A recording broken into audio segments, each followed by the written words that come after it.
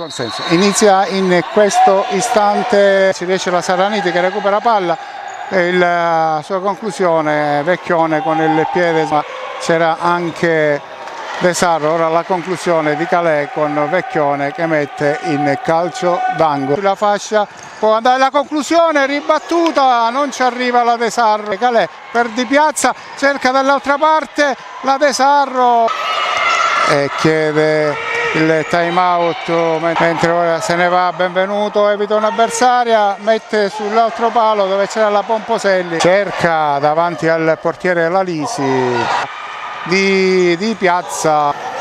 Pomposelli cerca l'azione personale, la sua conclusione ancora per Pomposelli quasi all'angolo che supera la Corrao, c'è una piccola mischia, l'uscita era di Cacciola, poi parte Furno che allarga per Saraniti, troppo la Pomposelli a destra, la conclusione dalla distanza, si accentra per cercare la conclusione, Benvenuto finisce a terra Corrao, l'apertura era per Chiesa, parte Fracassi, Pomposelli va alla conclusione, parte Calè per Di Piazza e il gol! Piazza e sblocca il punteggio la formazione, la Nuccio che con Di Piazza è stata brava a sbloccare.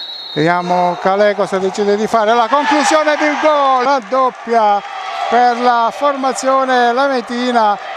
Il suo passaggio arriva comunque alla Pomposelli, la sua conclusione finisce qua il primo tempo sul punteggio di 2-0 per la formazione lametina, rete di Di Piazza e Calè.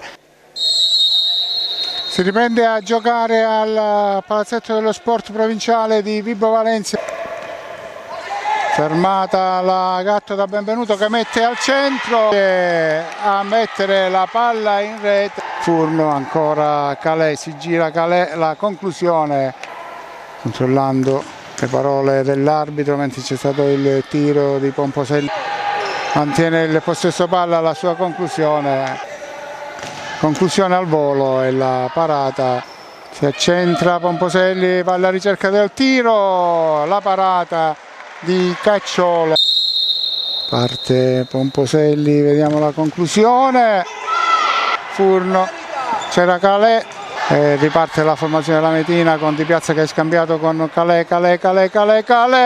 Allora l'anticipo di Furno che lancia il pallone, ci arriva la Sgarbi ad evitare, ora Lisi, Pomposelli trova davanti alla porta la compagna, ottimo lo schema, fallo laterale, ora c'è la conclusione di Pomposelli, la parata di Vecchione che respinge il tiro di Saraniti, intercetta Anita Furno, Pomposelli da lontanissimo, era nell'altra metà campo, tocca Pomposelli, il tiro toccato da Cacciola è messo in calcio d'angolo e finisce qui la gara, finisce qui sul 2-2, doppio vantaggio lametino nel primo tempo e Olympus che recupera